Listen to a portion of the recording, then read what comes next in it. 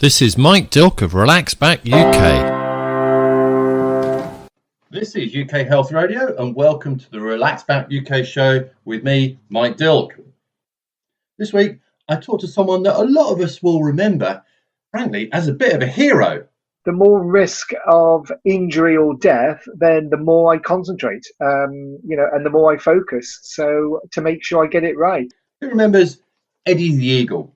I chat with him about his story, how to focus and succeed in practically anything really, but certainly in ski jumping, and also to reduce the chance of injury in any sport, but again, certainly in skiing and ski jumping. Here's another topic. There's more than 40% of the workforce now is over 50, and that's going up and up and up. If you are responsible for ensuring that you have enough good staff to run your business, or you want to ensure that your staff are all taken care of, then you need to listen to Christine Cripsley of System Concepts. Relax Back UK is run by my daddy. I met Eddie the Eagle of all places at a health and safety conference. Surely ski jumping and health and safety really do have just nothing in common. But actually, they kind of do. If you listen, you'll find out. Eddie the Eagle, I think, is in everyone's psyche. He's just kind of lodged in their mind somewhere if they're 40 or over. And I was lucky enough to chat to him. Now, I've got to say, I enjoy all the interviews I do.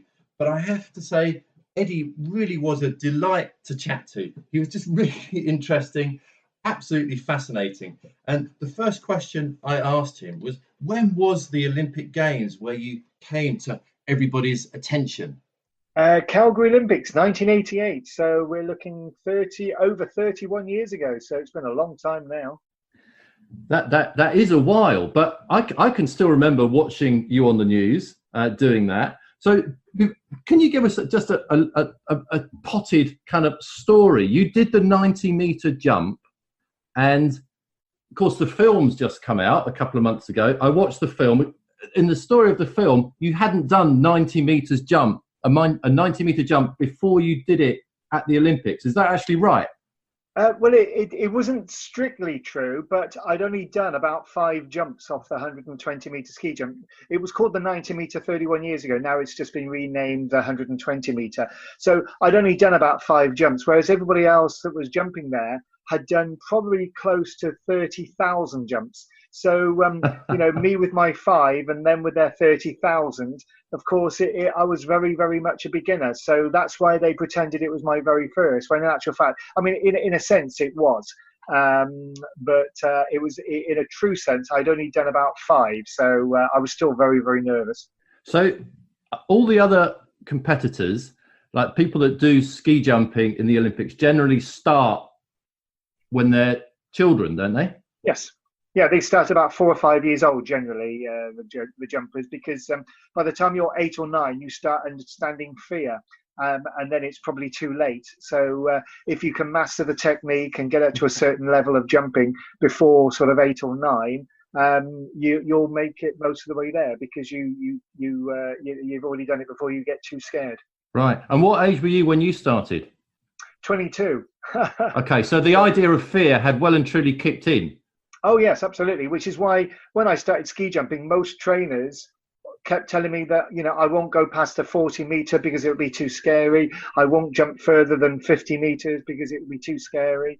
All that kind of thing. Whereas, all the way, but that was just like a red rag to a bull. Whenever somebody told me that I couldn't do it, that just inspired me to prove them wrong. So I was quite used to people telling me that I couldn't do something, and then I proved that I could. And so it was quite a nice way of doing it, really. Reverse psychology, I guess. So does this idea of being able to conquer fear, I can imagine it's not that you don't feel it, or maybe you don't feel it, or what is it? Do you not feel fear, or can you just conquer it? Oh, no. I get scared just like everybody else. It's just that I can use that fear in a different way and deal with it in a different way. And I always find that the more the more risk of injury or death, then the more I concentrate, and the more I focus. So to make sure I get it right. So that's what I deal with, really. I've never been too scared that I wouldn't do it, but I've certainly been scared enough to make me really focus and concentrate and know exactly what I'm doing, focus on my balance, on my technique, and all that kind of thing. And of course, I do things to help minimize the threat of injury or death. Right, of course. So this is the idea of focusing. That's what it does. The fear focuses your mind. Yes, absolutely. Yes, that's like a good soundbite to take away. Yeah. But before that, it's not like you went straight into it. You were a pretty darn good skier before that, weren't you? Yes, yeah. I started skiing when I was 13, which is still quite late in skiing terms. But I got very good very quickly. Raced internationally, got my international race license to race for Britain at slalom, GS, Super G, that kind of thing. Went to America to race, ran out of money, saw the ski jumps. It was cheaper to ski jump than it was to ski race. So it was an economic decision, and I started on the very, very small jumps, and then I worked my way up to the big ones. But it wasn't until I got to the bigger ones when you really, really then had to start focusing. And that's in a nutshell how I did it, really, just like the movie demonstrated. It was a great movie. I got to say, I really enjoyed the movie. Yeah, they did a great job. I loved it. It still brings a tear to my eye when I watch the film. So they did a great job. Yeah, and I think it's been a success as well. It's been a box office success, I'm sure. Yeah, it's done very, very well. Apparently, I'm looking forward to getting some royalties, but I'm not holding my breath. All right, well, good luck with that. So Thank you. Back to the skiing. The skiing and the ski jumping at top level, which is obviously where you were, and you were in the Olympics. It doesn't get much any greater than that as far as the level of the sport. Do athletes at that level of performance get injured a lot? Because I mean, it's a dangerous sport. Yes, I guess they do, especially winter sports, because there's a much higher risk of injury than there probably is doing athletics, I assume. Although I have seen people, where their tendons have just snapped because as they're sprinting along the road or sprinting along the racetrack. So, there is always the threat of injury. But probably more so because of impact. When you fall over or when you crash, you've got to maintain a certain level of fitness to try and lessen the chance of injury and stuff. But I don't think I know an international racer who hasn't at some stage, had very serious injuries, but they've overcome them and carried on. Right. So for skiing and ski jumping athletes, are there any sort of training regimes or things that they concentrate on in their training to reduce the chances of getting injured? Do they do more strength training, more agility training, or what do they do to try and avoid getting crocked? I think just training in general helps you to prevent injury, and that is everything. Strength training, especially flexibility, that is a major factor in lessening the chance of injuries. Pulled muscles and ruptured tendons and that kind of thing. By using plenty of flexibility, that can help reduce. Any kind of training at all, physical training and technique training helps. And even what I used to use a technique when I was doing my slalom and especially in my ski jumping, visualization techniques, that helped a lot, not only with the fear, but with overcoming that fear, because I would imagine myself moving, putting my skis on, moving across the jump at the bar, sitting there, getting ready to go. And I would see and feel everything that I would normally see and feel as I was going down a jump. And then, actually do the jump in my head and constantly visualize what it would feel like. So that if I had a break for a month, when I went back, it was like I'd never been away because I visualized it constantly in my mind. And that helps us also to, prevent injury. God, so when you were doing this visualization, did it kind of affect you physically as well? Because I can imagine at the moment you take off on a ski jump, your heart rate goes ballistic. Did you get the same sort of effect? Oh yes, absolutely. It's like anything else, I suppose. If you see a bloke sees a pretty woman walking along the street, the heart rate goes and I could it possibly starts to comment. get higher. And it's exactly the same when I visualize ski jumping, or doing my slalom.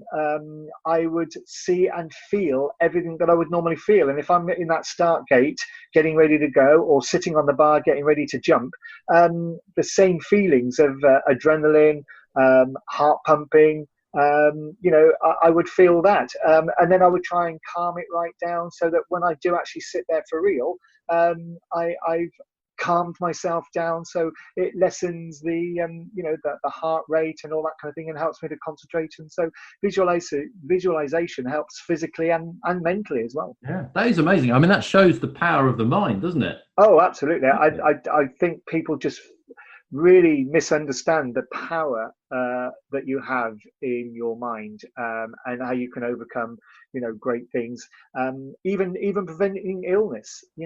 People think themselves ill, and I think you can think yourself well as well. So I think the mind is very misunderstood, and people don't understand the power of the mind. Very interesting.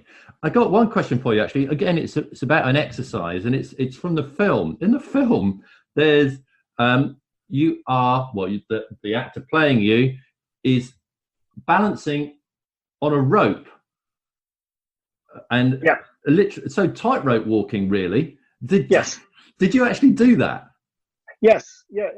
It was sometimes it was a rope, and sometimes it was elastic, and you would balance on those elastic, and because with ski jumping, it's where you are positioned on your skis and your body balance, and that is the most important thing, really, because you can't jump forwards unless you're balanced correctly to be able to go forwards. So and you've got to maintain that balance. When the G forces are slamming into you, pushing you back, pushing you down, but you've got to maintain a very, very good balance. So by doing those kind of things, like balancing on logs and balancing on elastic, that kind of thing, it really helps you to really dig deep into that balance and where your balance is on your feet, and the balls of your toes, and you're all that completely aware of your body, like where every bit of your body is in space. Absolutely. And you're really in tune with your balance. Yeah. And so, having been at this extremely high level, doing this 30 years ago, has this stayed with you? Presumably, you. Oh yes. Could you still walk a tightrope? I still enjoy doing balance techniques, and working on that. For all kinds of things. Even if I'm just doing any sport at all, and also. I dance a lot now, so when I go dancing, I'll get there half an hour beforehand, and I'll do 25 minutes of stretching. Now, a lot of people sort of when I'm stretching before I go dancing, they say, "Oh, what are you doing that for?" And I say, "Well, it's to prevent injury." And so many of my dance friends, have got injured because they haven't stretched before they go dancing. They just turn up and start dancing, and only takes a lady you're dancing with to be a little bit too strong or aggressive with her hold, and before you know it, you've pulled a muscle in your neck or your back, and then you're out of action. Whereas by doing lots of flexibility work, I've never ever been injured doing my dancing and things like that. So I always use my techniques with flexibility and balance and visualization as well. When I'm doing dancing, I visualize certain moves so that I can remember them. What sort of dancing do you do, Eddie? I do jive, so it can be quite fast, but there's a silk version which is a slower. I enjoy doing that as well. So it's good for. That's how I keep fit. Because it's very good for the body and the mind, because the man has got to lead, and so I've got to constantly think 2 or 3 moves ahead. So it's a very good brain exercise as well as body exercise, which is what I like so much about dancing, really. And do you do that competitively as well? No. I only do it for fun. Okay, brilliant. Okay, I learned something new about you. Back to the skiing and possibly the ski jumping. Although this question might be less appropriate for ski jumping. For the rest of us, for Joe Public, if we're going on our skiing holiday, for the weeks before, what should we do to try and lessen the chance of us crocking ourselves on the slopes?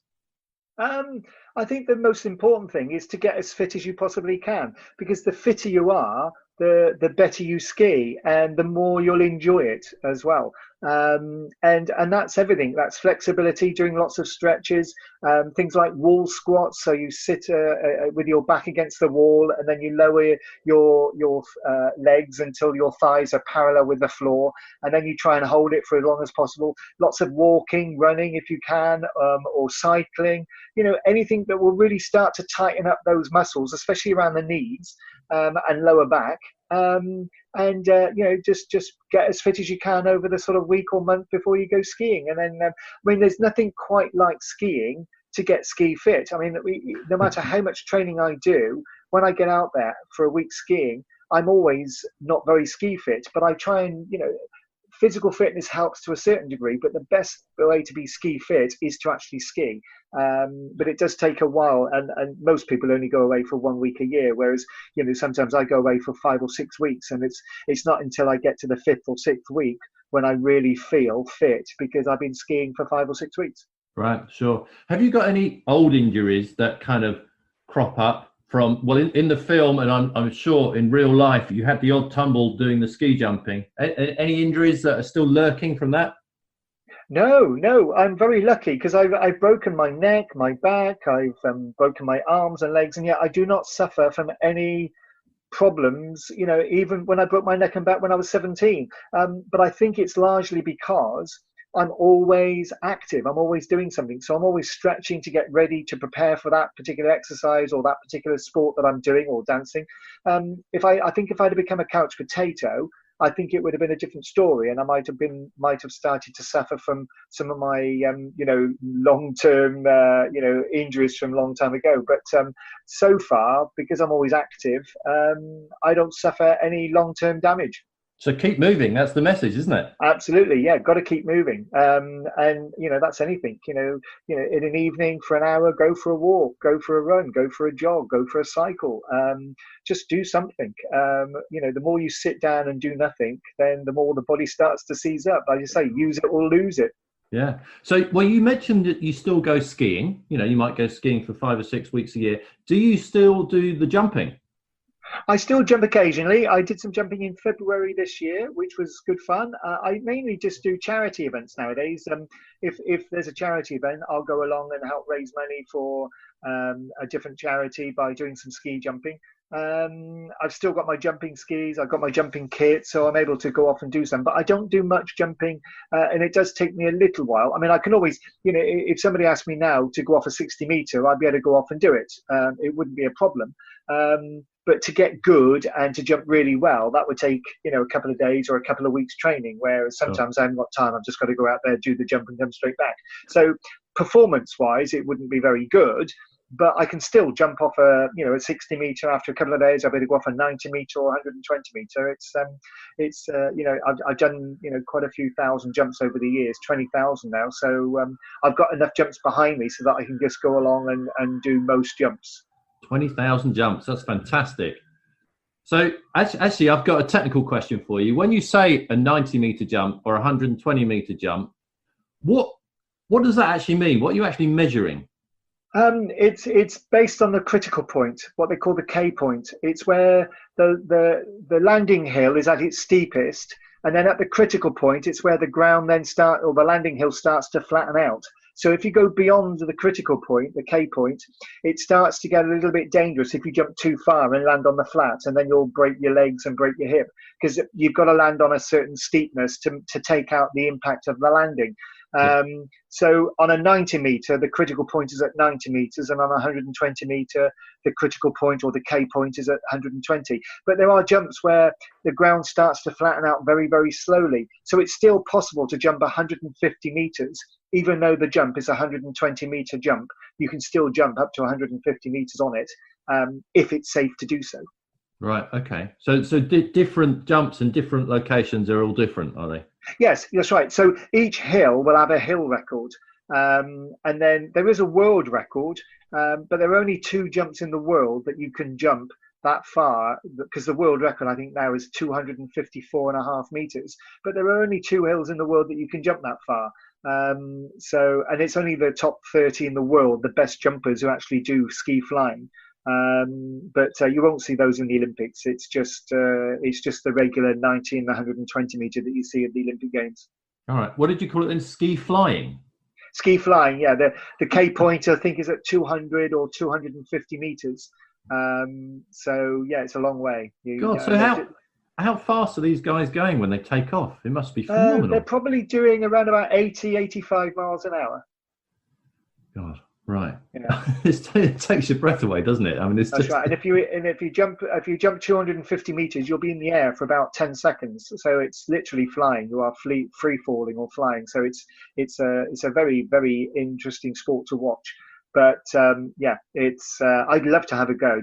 I'd love to train just to be able to go off a ski flying hill, before I, finish completely. But whether I will get a chance to do that or not in the future, I don't know. But I'll keep fit just in case I will be given the chance to do it.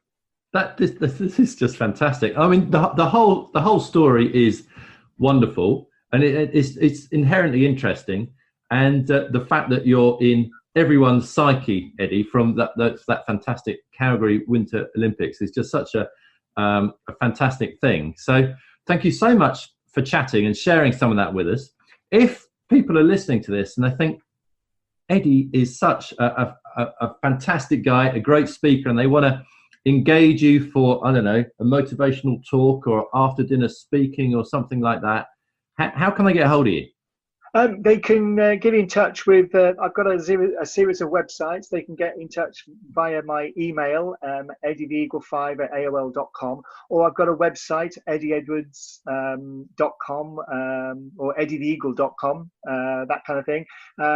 You can find me via a website, which will then come straight to one of my email addresses. And then, I'm happy to most of my work now is doing speaking. I do motivational talks, after dinner speaking, that kind of thing. And I show videos of the film and crashes and all that kind of stuff. So that's my main job now. Okay. All right. Well, look, thank you so much for chatting. An absolute pleasure. No worries. Relax Back UK is run by my daddy. With Christine Critchley of System Concepts, and she's a health and safety expert. We spoke about some of the issues that go along with attracting and keeping slightly older staff.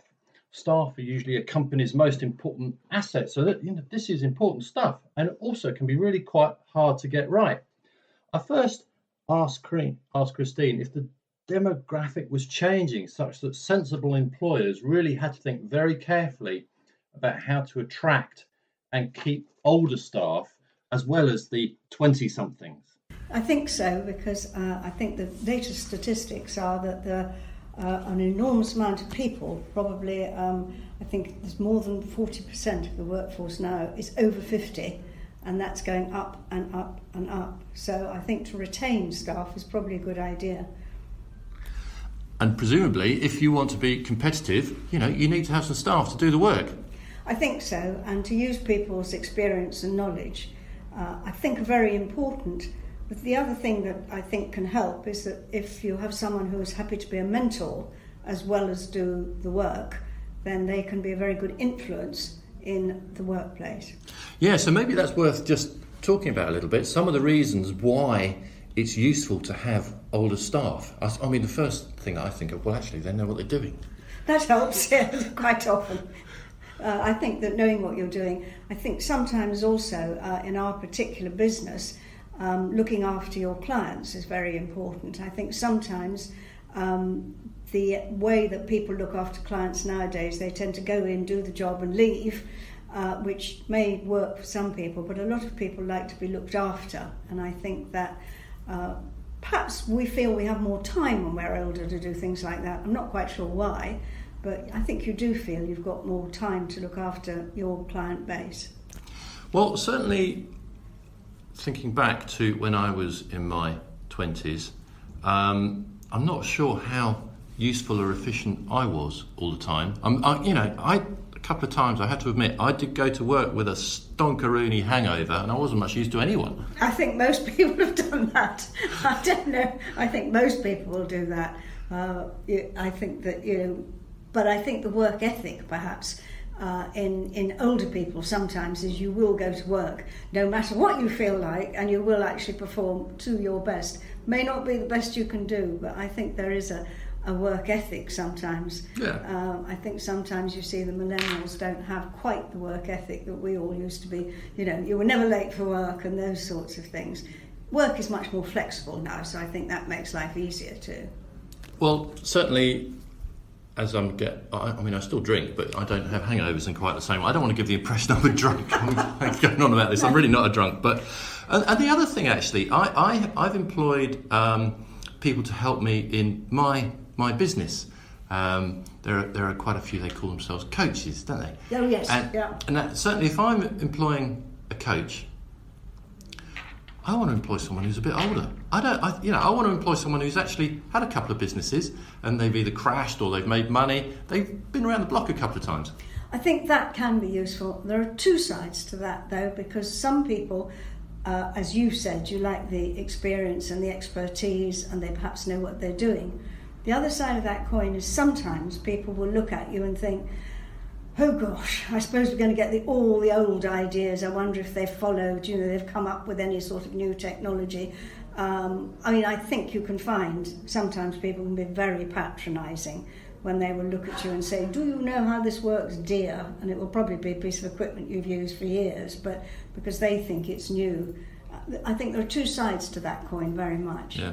So, that sort of goes on to a little bit. If you are the owner of a company or a manager and you want to attract some new staff or retain your older staff, some do's and don'ts. So don't irritate people when you're asking if they can use IT. Sounds like one that's up there. No, that's one. I think it's other things, and I think it's done without thinking. I think an awful lot of people, particularly when you go into the sort of receptions of large companies or any company, sometimes I think the training that they give the reception staff and things like that, they look up and see somebody they think that's older and they do say, have you got an appointment?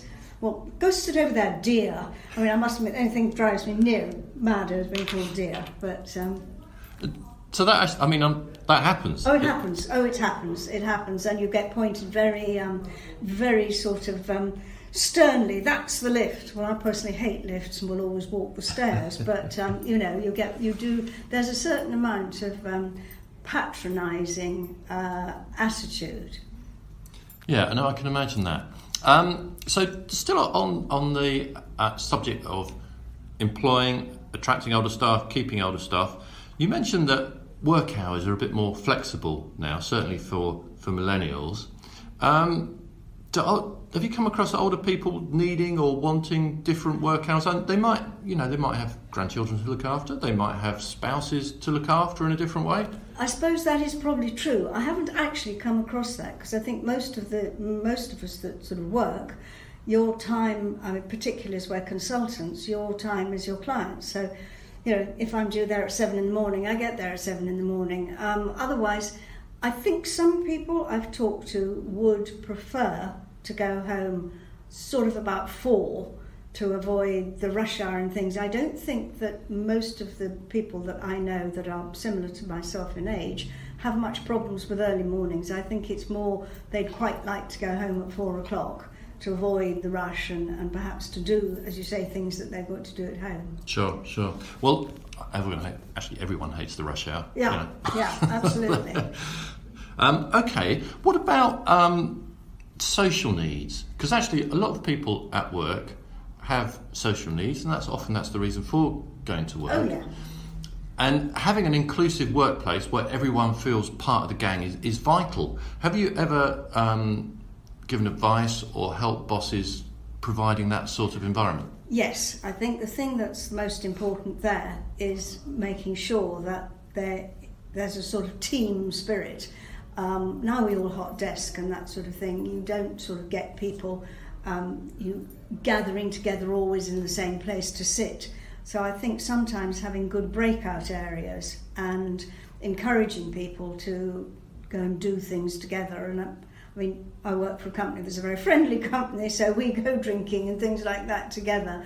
But I know that on site, sometimes I do see people slightly out on a limb, and you do see perhaps age groups graduating together. You see them sort of slightly sort of separating, right? On night And time. do you see that with even a hot desking environment, like the young is? I think hot desking is much better at actually encouraging people to talk and encouraging people to move about, which is essential.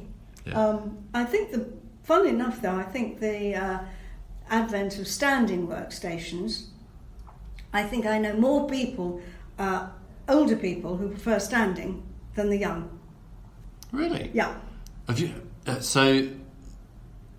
you got any reasons why? How could that? I don't know. I think it's a perception in a way of I come to work and I sit down, and a lot of the youngsters seem to have that, whereas a lot of older people I know prefer to stand, not just because they've got a back complaint or something like that, but I think they prefer to stand. I mean, I certainly would prefer to stand than sit, but I think that You want to be careful. I might try and sell you a sit-stand desk here. I think we've got one. I haven't had it put up yet. We take it down and put it up every now and then. But the thing is that I don't spend that much time in the office. But I think there is a difference. There's a perception. And I think in a lot of cases, younger people like to sit and get themselves organised. I think also because their posture and things like that, as you probably know from the other side of your job, is that the posture is appalling in a lot of people at work, and the young particularly are diabolical the way they sit quite frequently. Yeah, they are, and I think older people generally do sit better and have better posture. But that kind of leads on to another question. If you are looking to employ some older, more experienced people, have you come across people asking about kind of the physical layout of the workspace and the stuff that's provided? And older people don't really need anything much different, do they? No, seriously, I don't think they do. I mean, I have been asked sort of things like, we've got changes in floor level, is that going to make a difference? And I said, no, as long as it's marked for younger people, older people will notice it as well. I don't actually think you need to make any concessions on furniture or anything like that. This is, of course, talking about office work generally. Office work, yes. Yeah. I mean, there are jobs, I think, that are past certain ages. Having said that, the people at B&Q that still can lift and move things, I think it is often down to training. I don't think that people should be barred because of their age doing a manual job, because after all, there are a lot of farmers and things that do very, very heavy jobs that are well over the 60 mark and going into their 70s. So I think that, no, I don't think people should be banned. The only consideration I would think for office work particularly was if, and it doesn't really matter what age somebody is, but if they have very poor eyesight, what you have to do for their comfort and for them to be able to see the screen if they're doing screen work and that sort of thing, that I think has to be taken into consideration whatever age anybody is. Right, so you're talking about lighting there. Yeah, well, lighting, and sometimes, going to the RNIB to get specialist advice about whether you have a fisheye on front of the screen or something like that. Yeah, right. That's to do with sight, more anybody's sight, but I suppose it could be worse in older people, I'm not sure. Okay. Yeah, of course. So you also mentioned escalators, which is kind of obviously quite a physical thing, and you guys have done some work on escalators, and escalators are in some large offices. Yeah, this was actually it's from the University of Portsmouth and the Health and Safety Executive, and it's the rail regulator, and I think National Rail have been very interested in the use of escalators for people over 65, and we had the chap doing the research here and managed to get quite a few friends, family and everybody else to be interviewed. The research seems to show that there are quite a lot of accidents for people over 65 on escalators, and they are wanting to find out whether it's the design of the escalator or whether it's the way that people use them. And Any results yet? well, no, I don't think. I think it's the end of October that it will probably be coming out. Happy to let you know when I get anything. But one of the first things the only thing I said, and not being very large, I don't know why I think escalators are too narrow. Because people do want to run up and down them, and people want to stand safely. But the amount of times, because we carry so much nowadays, that people get bashed. And I've seen children, nearly being sort of sent flying. And I think they ought to be wider, because they're not actually a metre wide. They're only about 750 wide. Okay. But I don't suppose that anybody's going to change them now, but they might do when they build new ones. They are putting different types into some of the shops. Boots, in their flagship store, they've just opened a flagship store in Brompton Road in Knightsbridge, and they've got an escalator that's very clearly and carefully marked. It's got very good edging on it, and it goes not slowly, but it's difficult to describe. It goes very smoothly. But you wouldn't have. I've watched people go up and down it just for interest's sake, and people seem to step on it with much more confidence than they do with the ones in the sort of tube stations. Okay, and that's down to kind of the layout of the thing. I think it's down to the layout. Also, it's down to the lighting. Right. Okay. Which is good. Mind you, we'd like an escalator in the Pentonville exit of King's Cross. We've been here for a year. And it worked for the first 2 weeks we were in this office. And I can promise you that we each do 72 stairs a day because the escalator's broken. Okay. Well, perhaps I should come back in a couple of months to see if there's some more about this research, actually. Because it does sound good. And also to see if your local escalator is now working. I'm sure it won't. One thing that is, I think, quite important, when you have older staff, they are a fabulous resource. And if you are employing older people and you want to employ older people, you're doing that for what they know. How about getting that knowledge out of them into the rest of the staff? That seems like something that's vital to do. Have you ever been asked or given advice in helping with that kind of thing? I think so, because there is a place called the Centre for Better Ageing. It's quite a good website, and they have sort of 5 ideas for being an age-friendly employer. And one of their most important ones is to encourage older people to go on training as well, not to assume that because somebody has done the job for a very long time that they can't learn anything new. And I think that's very positive, that you go on that and give proper feedback when you come back from that. I think that if the rest of the staff see somebody that's older that perhaps is a mentor going on training too, I think it gives a lot more confidence. And it may well inspire the rest of the staff to do some training and question how they do things as well. Yeah, so very healthy. Yeah. So treat all the staff the same. Yes, I think so. And if you make it, that. Also, when people ask quite frequently, do older people need special health and safety or special care? No, I think you've got to have a good employee assistance programme for everybody. So I think the healthcare that's provided and the well-being programmes should be very inclusive. What about, the reason why everyone goes to work, the reason why most people go to work, 99% of people go to work, is to get paid. Yes, Now, definitely. financial goals may well be different when people are slightly older.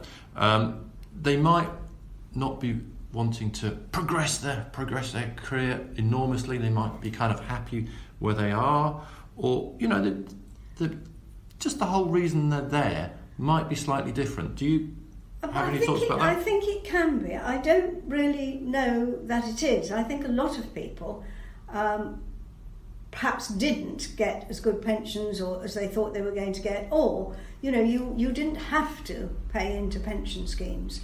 When I first started work, you didn't have to pay into pension schemes. And my mum was in one's, early 20s, 30s, good Lord, I'm never going to need a pension. I think there's that side. I think there is the side that people work. I think most people still work and want a good wage, without a doubt. I think most people would like a good salary. Now, whether that's because they like to go to the Caribbean for 3 months every year, or I think you all work for something, and I think the financial reward's important. What you use it for, I think, may be different in older people, because if you have already got your home and you don't need, pay, maybe you've been lucky enough to pay your mortgage off, something like that, then what you work for perhaps is particular treats, or to treat family, or to go towards a very, very big family wedding or something like that. So if you're looking to employ older staff and get the benefits of their knowledge and experience, you're going to have to pay them just as well as anyone else. Yes, I would say so, yeah. Good, I'm glad to hear that. Now, we've spoken about various aspects of keeping an older workforce, employing an older workforce, and the reasons you might want to do that. If someone's listening to this and they want to get some advice or some maybe some consultancy on what have you, and they'd like to contact you or your company, how can they do that? Oh, well, I'm easy to contact. It's Christine at system-concepts.com. Okay. And are there any go-to websites, government websites, etc.? There is the Centre for Better Ageing, and if you just Google it, it'll come up, which run quite a lot of seminars. It's a very good organisation, and they have very good speakers all round the range of people from university and things like that, and they do advise employers. There's also the Health and Safety Executive that are doing research on extending working life, and again, that's Dr. Helen Beers is heading that. Those are the two best places, and I think that there is an advice line in Manchester University. I'm not quite sure about that one at the moment, but they're doing something on ageing. Okay, well perhaps I can find out, and I'll put the number on my blog. Great. All right. That would be good. Christine, thank you very much indeed for chatting. Thank you. Thank you very much to both my guests this week, and they were Eddie the Eagle and Christine Critchley, health and safety expert from System Concepts. And of course, thank you to you for listening. That was Mike Dilk of Relax Back UK. Thank you for listening, and please join us again next time.